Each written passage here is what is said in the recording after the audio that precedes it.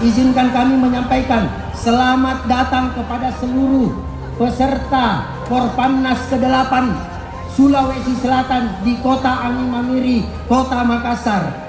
Jumlah peserta yang terdata hadir untuk menjadi peserta Porpamnas ke-8 adalah 1.111 orang, 209 direktur PDAM se-Indonesia, 30 dewan pengawas, 9 kepala daerah berasal dari 27 provinsi. Dengan mempertandingkan 7 cabang olahraga. Atas nama Ketua Umum, izinkan menyampaikan ucapan terima kasih yang sebesar-besarnya kepada pemerintah Provinsi Sulawesi Selatan, pemerintah Kota Makassar, Ketua Pengurus Daerah Perpamsi Provinsi Sulawesi Selatan beserta seluruh jajaran direksinya, dan wabil khusus tuan rumah Pirumda Air Minum Kota Makassar yang telah mempersiapkan seluruh fasilitas yang begitu meriah pada malam hari ini. Dan sekali lagi izinkan kami mengucapkan terima kasih yang sebesar-besarnya.